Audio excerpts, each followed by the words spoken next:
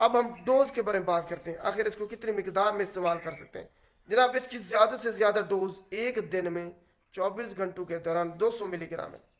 آج ہم ایسینک ٹیبلٹ کے بارے میں تفصیلاً گفتگو کریں گے۔ سب سے پہلے اس کا جنیرک فارمولہ دیکھ لیتے ہیں۔ جناب اس کا جنیرک فارمولہ ہے ایسائکلوفینک، اور یہ 100 ملی گرام میں اور 200 ملی گرام میں اویلیبل ہوتی ہے۔ اب ہم بات کرتے ہیں کہ آخر اس کو کس مقاصد کے لیے ہم یوز کرتے ہیں، اس کے فوائد کیا ہیں۔ یہ اینسیڈز ہے، نان اسٹیرائڈل اینٹی انفلیمیٹری ڈرگز۔ ہم نے پہلے بھی بہت ساری جو اینسیڈز ہیں ڈرگز ان کو جو ہے نا ڈسکس کیا ہوا ہے، یہ بھی انہی میں سے ایک ہے، یہ اینسیڈز ہے۔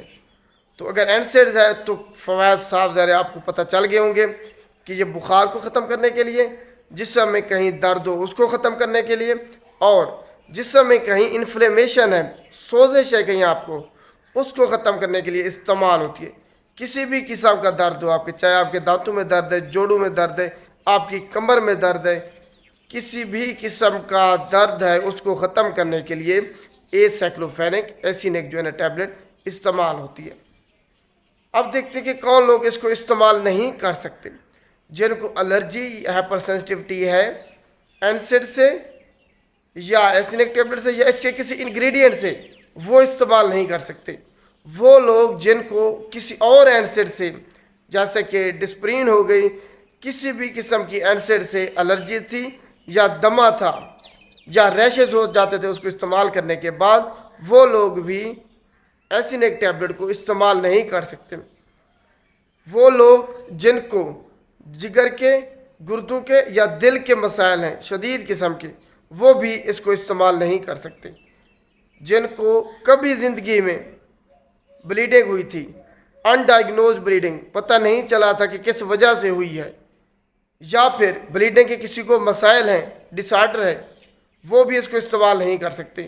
کسی کو معدے کا السر ہے، معدے کا السر ہے، وہ بھی ایسینک ٹیبلٹ کو استعمال نہیں کر سکتا۔ پریگننسی کے دوران اور دودھ پلانے والی مائیں بھی اس کو استعمال نہیں کر سکتی، ہرگز استعمال نہیں کر سکتی خود سے۔ اگر فزیشین یا گائنیکالوجسٹ چاہے گا تو وہ اس کو استعمال کرا سکتا ہے، اگر وہ سمجھے گا اس کے فوائد زیادہ ہیں نقصانات سے۔ تو یہ وہ لوگ ہیں جو کہ ایسینک ٹیبلٹ کو استعمال نہیں کر سکتے۔ اب ہم اس کے ڈرگ انٹریکشن کے بارے میں بات کرتے ہیں کہ آخر اس کو کس ادویات کے ساتھ استعمال نہیں کرنا، یا اگر کرنا ہے تو انتہائی خیال رکھنا ہے اور ڈوز کا خیال رکھنا ہے۔ جناب ان میں سب سے پہلے آ جاتی ہے لیتھیم اور ڈائی آکسائڈ۔ اس کے علاوہ دوسرے نمبر پر آ جاتی ہے میتھوٹریکزیٹ، اس کے ساتھ استعمال نہیں کرنا، اگر کرنا ہے تو ڈوز کا خیال رکھنا ہے۔ اس کے علاوہ آ جاتے ہیں پیشاب اور ادویات، ڈائی یوریٹکس جو ہے، ان کے ساتھ آپ نے استعمال نہیں کرنا۔ پھر آ جاتے ہیں خون کو منجمد نہ ہونے والی دینے والی میڈیسن، اینٹی کوگلنٹ جو ہے، جیسے کہ وارفرین ہو گیا، اس کے ساتھ استعمال نہیں کرنا آپ نے۔ اس کے علاوہ جو بلڈ پریشر کو یا شوگر کو جو کم کرتے ہیں، یہ بلڈ شوگر کو کنٹرول میں رکھتی ہیں، ان ادویات کے ساتھ استعمال کرتے وقت احتیاط کرنی ہے آپ نے۔